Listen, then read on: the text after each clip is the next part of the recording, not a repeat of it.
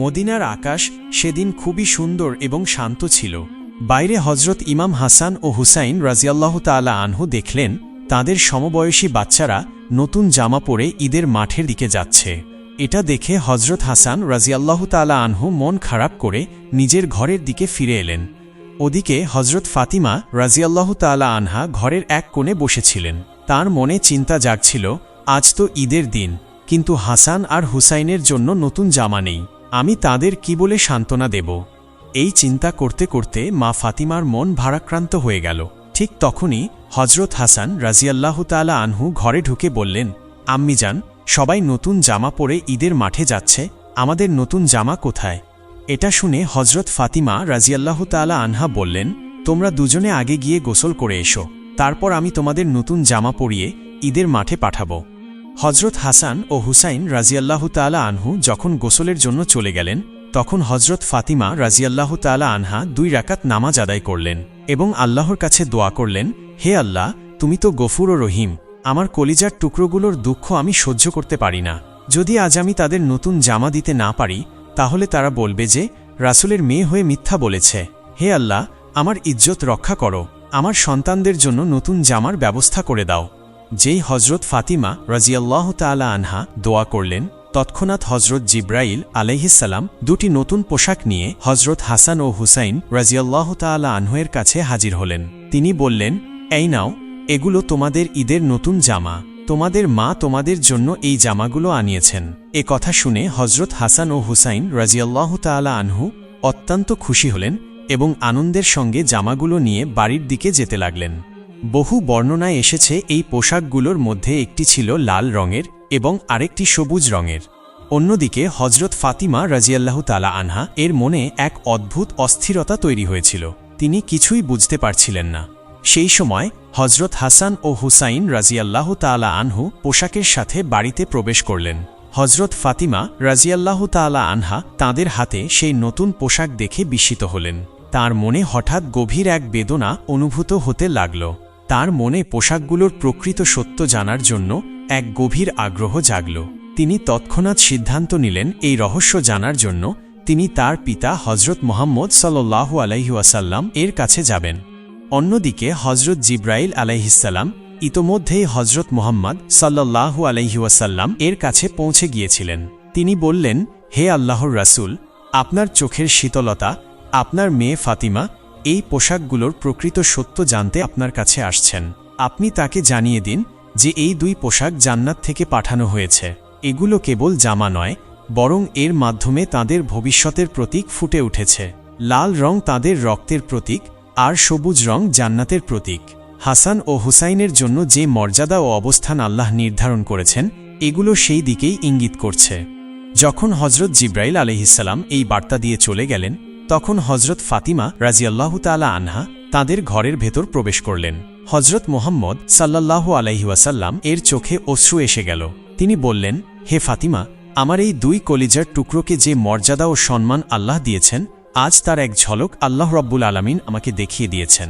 ফাতিমা, তোমার এই সন্তানদের জন্য এই দুনিয়া যেমন একটি পরীক্ষা, তেমনি এটি তাদের জন্য এক বিশাল মর্যাদার ক্ষেত্র।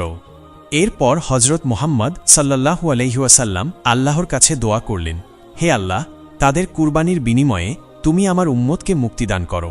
এ কথা শুনে হজরত ফাতিমা রাজিয়াল্লাহু তাআলা আনহা নিজের চোখের অশ্রু ধরে রাখতে পারলেন না। তার মন ভবিষ্যতের চিন্তায় ভারাক্রান্ত হয়ে পড়ল। সময় গড়িয়ে যেতে লাগল। ইমাম হাসান ও হুসাইন রাজিয়াল্লাহু তাআলা আনহু ধীরে ধীরে বড় হতে লাগলেন। হজরত মুহাম্মদ সাল্লাল্লাহু আলাইহি ওয়াসাল্লাম, হজরত ফাতিমা রাজিয়াল্লাহু তাআলা আনহা এবং 4 খলিফা এক এক করে এই পৃথিবী থেকে বিদায় নিলেন। এরপর বহু বছর পেরিয়ে গেল। তখনকার সময়ে রিয়াসতের আমির ছিলেন মুআবিয়া, তার ছেলে ছিল ইয়াজিদ। সে চিন্তা করল যে কোনো উপায়ে রিয়াসতের আমির হওয়ার পথ তৈরি করতে হবে। এরপর ইয়াজিদকে অন্যায় উপায়ে শাসক হিসেবে প্রতিষ্ঠিত করা হয়। কিন্তু যেহেতু তার মধ্যে রাসূল সাল্লাল্লাহু আলাইহি ওয়াসাল্লাম এর প্রতি কোনো ভালোবাসা ছিল না, আর না ছিল তার আদর্শের কোনো অনুসরণ, তাই লোকেরা তাকে মন থেকে স্বীকার করতে পারেনি। লোকেরা বলতে লাগল, আমরা ইয়াজিদকে মানি না, হুসাইন আমাদের জন্য আলোর মশাল, আমরা হুসাইনের সঙ্গে থাকতে চাই। ইয়াজিদ জুলুম ও অত্যাচারের মাধ্যমে মানুষকে ভয় দেখিয়ে এবং হত্যার হুমকি দিয়ে নিজেকে রিয়াসতের শাসক বানিয়ে নেয়। একদিন ইয়াজিদ ভাবতে লাগল, যদি এটা এভাবেই চলতে থাকে তাহলে আমি কখনই প্রকৃত অর্থে দেশের গ্রহণযোগ্য শাসক হতে পারব না। হাসান ও হুসাইন আমার পথের কাঁটা, এই কাঁটাগুলো আমাকে সরাতেই হবে। আসলে ইয়াজিদ ছিল এক চরিত্রহীন ব্যক্তি। তার হৃদয়ে ছিল না কোনো দয়া, আর না ছিল কোনো মানবিকতা। ক্ষমতার লোভ তাকে পুরোপুরি অন্ধ করে দিয়েছিল। ইয়াজিদ ইমাম হাসান রাজিয়াল্লাহু তাআলা আনহুকে খতম করার ষড়যন্ত্র শুরু করে। সে ইমাম হাসানকে হত্যার পরিকল্পনা তৈরি করে। ইয়াজিদ ইমাম হাসানের স্ত্রী জুদা বিনতে আশাসের কাছে 1,00,000 দিরহাম পাঠাল। সে জুদাকে প্রলোভন দেখিয়ে বলল, যদি তুমি ইমাম হাসানকে বিষ প্রয়োগ করে হত্যা করো তাহলে আমি তোমার সঙ্গে বিয়ে করব। এই লোভে পড়ে জুদা ইয়াজিদের ফাঁদে পা দিয়ে ইমাম হাসানের খাবারে বিষ মিশিয়ে দিল। ইমাম হাসান সেই বিষাক্ত পানি পান করলেন। বিষের প্রভাবের ফলে ইমাম হাসান রাজিয়াল্লাহু তাআলা আনহু শহীদ হয়ে যান। একদিন ইয়াজিদ কুফার গভর্নর ইবনে জিয়াদকে ডেকে বলল, তুমি কুফার গভর্নর, তোমাকে যে কোনো উপায়ে হুসাইনকে কুফায় আনতে হবে। মদিনায় হুসাইনকে হত্যা করা সম্ভব নয়। যদি তুমি তাকে কুফায় না আনো তাহলে আমরা কিছুই করতে পারব না। তুমি তাকে চিঠি লিখে এই বার্তা পাঠাও যে তাকে ইয়াজিদের প্রতি আনুগত্য অর্থাৎ বায়াত প্রকাশ করতে হবে। এরপর তারা মদিনায় হজরত হুসাইন রাজিয়াল্লাহু তাআলা আনহু এর কাছে চিঠি পাঠানো শুরু করল। এই প্রক্রিয়া চলতে থাকল যতক্ষণ না 40,000 চিঠি মদিনায় পৌঁছে গেল। যখন এই পরিস্থিতি তৈরি হল তখন হজরত হুসাইন রাজিয়াল্লাহু তাআলা আনহু মদিনায় একটি গুরুত্বপূর্ণ সভা ডাকলেন। এই সভায় মদিনার জ্ঞানী এবং বিচক্ষণ ব্যক্তিরাও উপস্থিত ছিলেন। হজরত হুসাইন রাজিয়াল্লাহু তাআলা আনহু বললেন, আমি কুফায় যেতে চাই, সেখানে অনেক মানুষ আমার অপেক্ষায় রয়েছে। তখন সভায় উপস্থিত একজন ব্যক্তি বললেন, হুসাইন, আপনি কুফায় যাবেন না। কুফার পরিবেশ ভালো নয়, সেখানে ইতোমধ্যেই অনেক সমস্যা রয়েছে।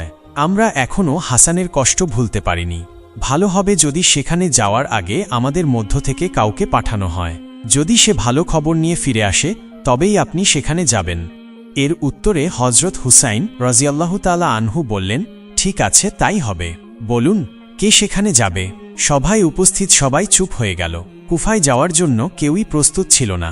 সেই সভার একজন ব্যক্তি হজরত মুসলিম বিন আকিল রাজিয়াল্লাহু তাআলা আনহু দাঁড়ালেন এবং বললেন, আপনারা সবাই নিশ্চিন্ত থাকুন, আমি প্রথমে কুফায় যাব এবং পরিস্থিতি সম্পর্কে খোঁজ নেব।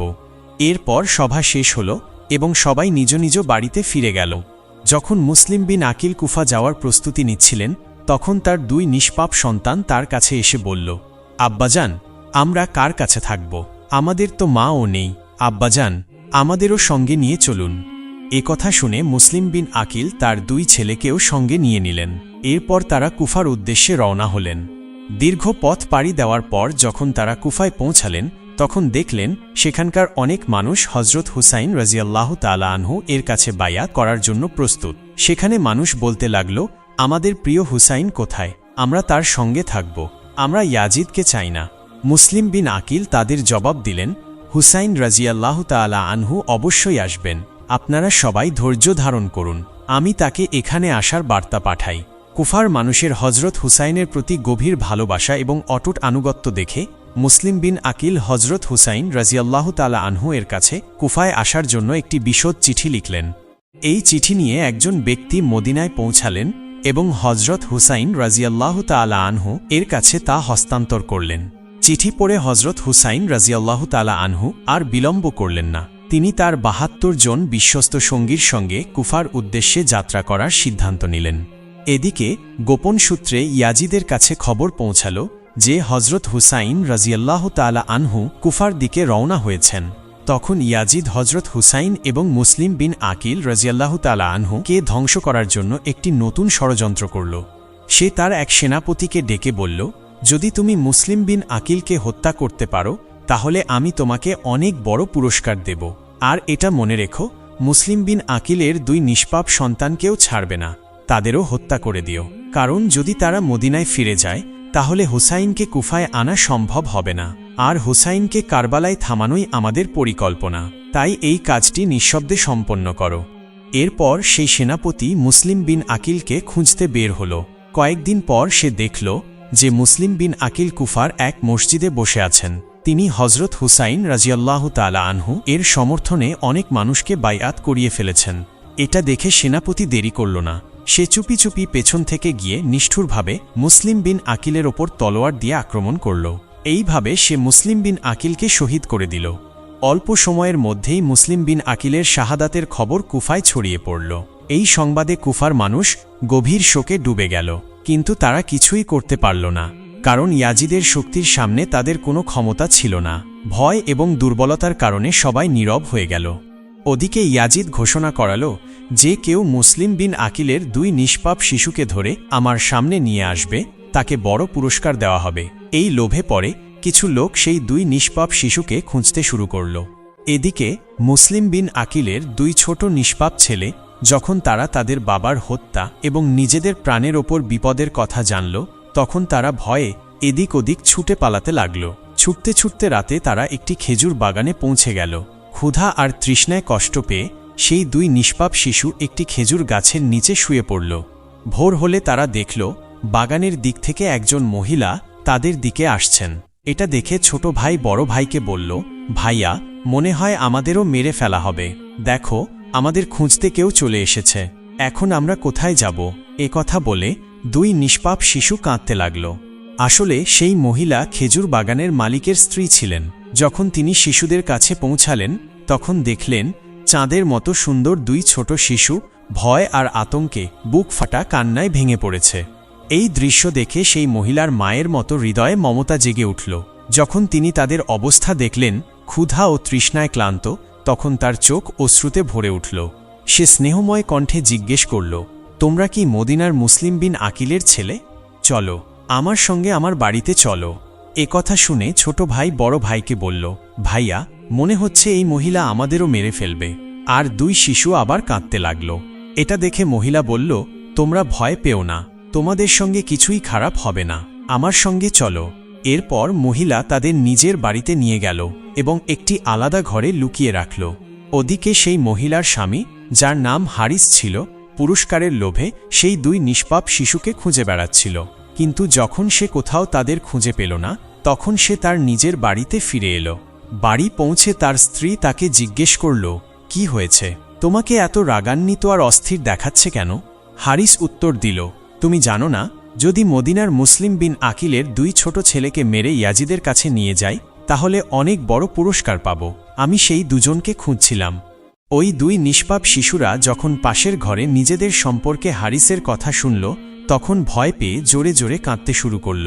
তখন হারিস তার স্ত্রীকে জিজ্ঞেস করল, এই কান্নার আওয়াজ কোথা থেকে আসছে?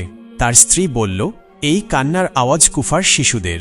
হারিস বলল, না, এই আওয়াজ কুফার শিশুদের নয়, মনে হচ্ছে এটা আমাদের ঘর থেকেই আসছে। একথা বলে হারিস পাশের ঘরে গেল এবং দেখল যে 2 নিষ্পাপ শিশু ভয়ে কাঁপতে কাঁপতে ফুঁপিয়ে ফুঁপিয়ে কাঁদছে। ওই শিশুদের দেখে হারিসের স্ত্রীও সেখানে এসে পৌঁছাল। তিনি কাঁদতে কাঁদতে তার স্বামীকে বললেন, এই নিষ্পাপ শিশুদের প্রতি দয়া করো। ইয়াজিদের পুরস্কারের লোভে এই ছোট ও অসহায় শিশুদের হত্যা করো না। যদি মারতেই হয় তবে আমাকে মেরে ফেলো, কিন্তু এই নিষ্পাপ শিশুদের ছেড়ে দাও। কিন্তু হারিস তার স্ত্রীর কথা একটুও শুনল না। সে শিশুদের জোর করে টেনে নিয়ে গেল ফুরাত নদীর পাড়ে। যখন সে তাদের হত্যা করতে যাচ্ছিল, তখন ছোট শিশু কাঁদতে কাঁদতে বলল, আমরা কি করেছি আপনার? আমাদের ছেড়ে দিন। আমাদের না মা আছে, না বাবা, আমরা একেবারেই একা।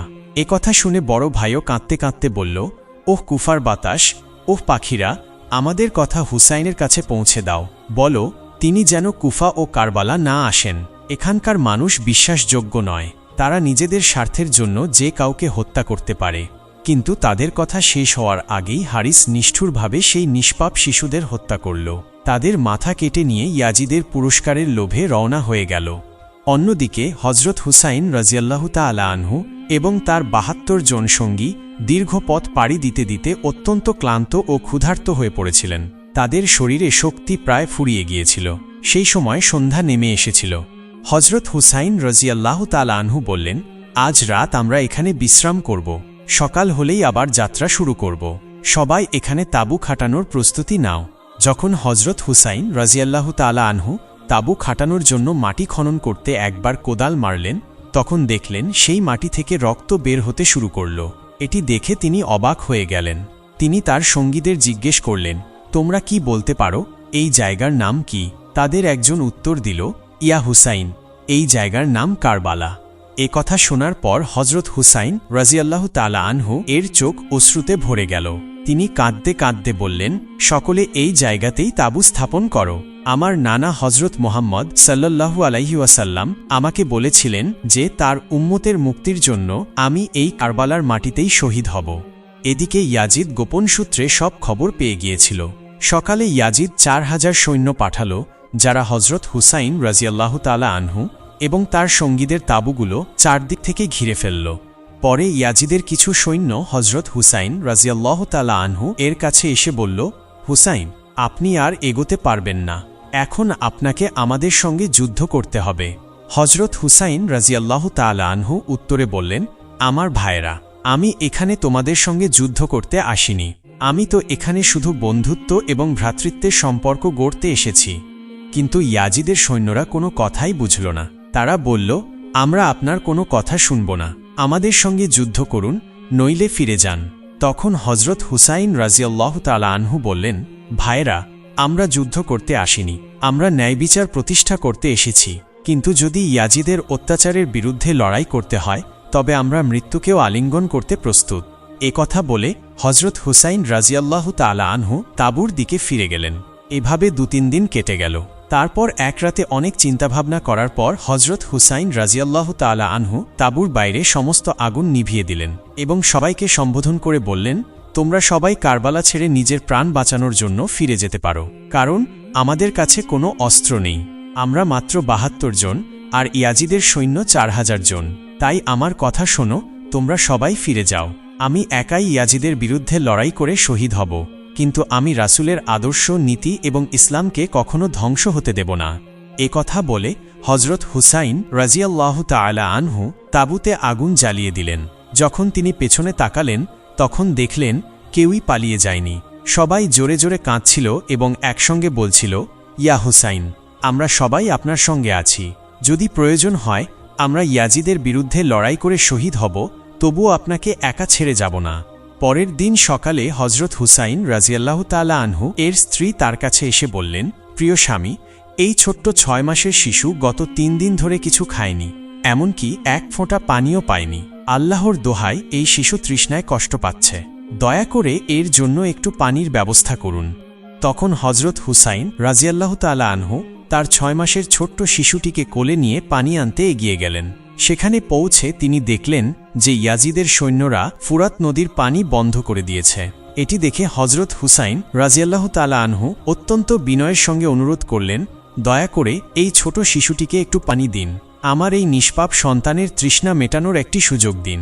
যদি প্রতিশোধ নিতে হয় তবে তা আমাদের ওপর নিন, কিন্তু এই ছোট শিশুটির কি দোষ?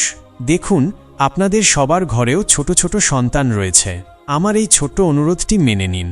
কিন্তু নিষ্ঠুর ইয়াজিদের সৈন্যদের হৃদয়ে এতটুকু করুণা ছিল না, বরং তারা পেছন থেকে একটি বিষাক্ত তীর ছুড়ল এবং সেই তীর হজরত হুসাইন রাজিয়াল্লাহু তাআলা আনহু এর কোলের শিশুটি আলী আসগরের পেটে বিদ্ধ হল।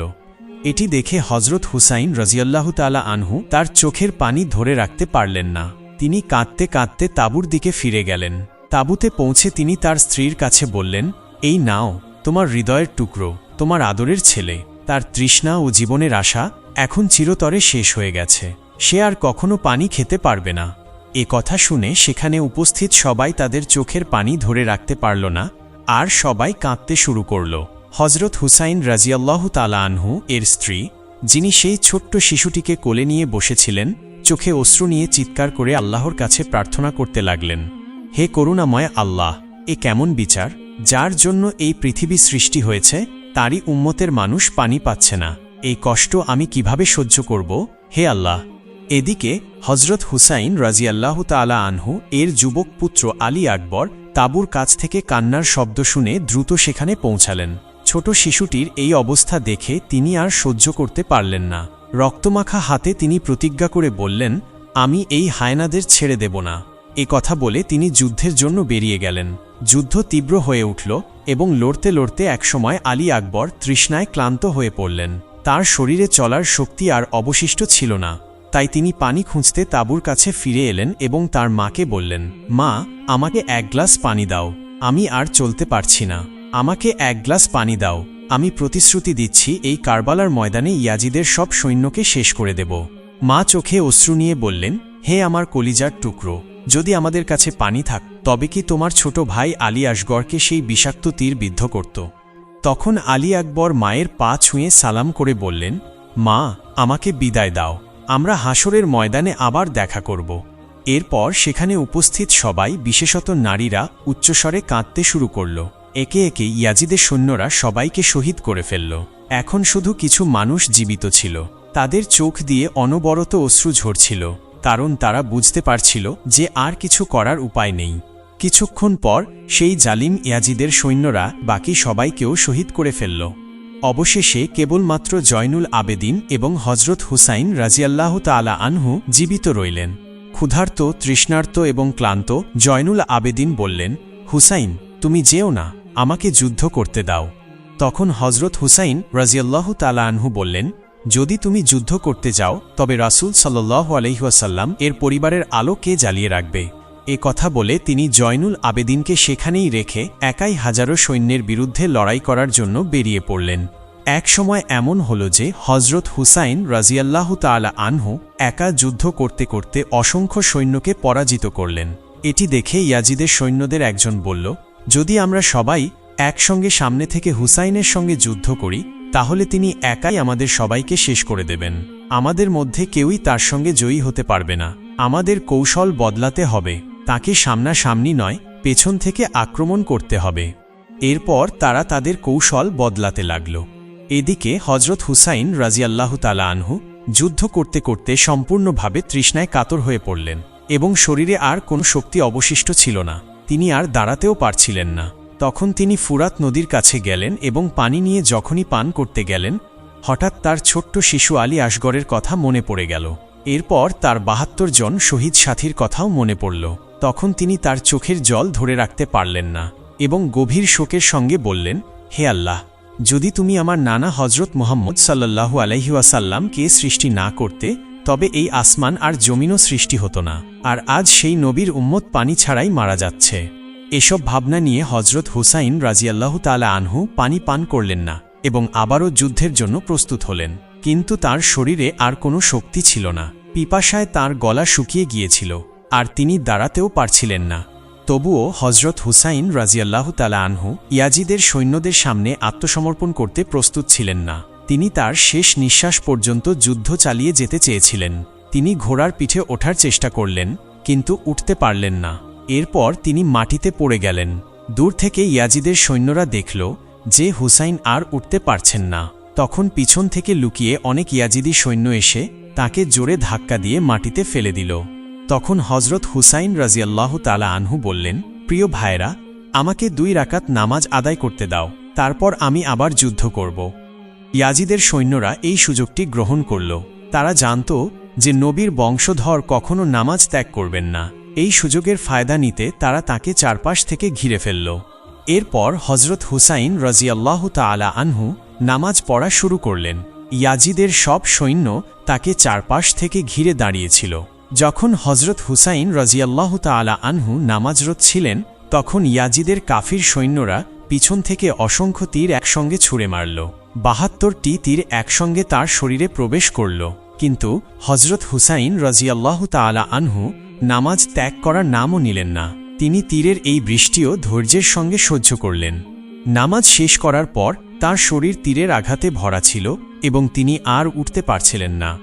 এরপর হজরত হুসাইন রাজিয়াল্লাহু তাআলা আনহু তার শেষ কথা বললেন, হে দুনিয়া, দেখো, ন্যায়ের প্রতিষ্ঠার জন্য আমার পুরো পরিবার শহীদ হয়েছে, কিন্তু ইসলামকে কখনো ধ্বংস করা যাবে না।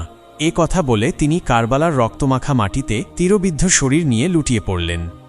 আর এভাবেই হজরত হুসাইন রাজিয়াল্লাহু তাআলা আনহু শেষ নবী হজরত মুহাম্মদ সাল্লাল্লাহু আলাইহি ওয়াসাল্লাম এর উম্মতের মুক্তির জন্য নিজের জীবন উৎসর্গ করে কারবালার মাটিতে শহীদ হলেন। প্রিয় বন্ধুগণ, কারবালার এই শহীদের ঘটনা কেবল একটি যুদ্ধ ছিল না, এটি ন্যায় ও অন্যায়ের চিরন্তন লড়াই। হুসাইন রাজিয়াল্লাহু তাআলা আনহু এবং তার সাথীদের আত্মত্যাগ মানব ইতিহাসে একটি অনন্য দৃষ্টান্ত হয়ে থাকবে। আমাদের প্রত্যেকের উচিত প্রিয় রাসূল সাল্লাল্লাহু আলাইহি ওয়াসাল্লাম এর পরিবারকে অনুসরণ করে একটি আদর্শ জীবনযাপন করার চেষ্টা করা। মহান আল্লাহ তাআলা আমাদের সকলকে সেই তৌফিক দান করুন। আমিন।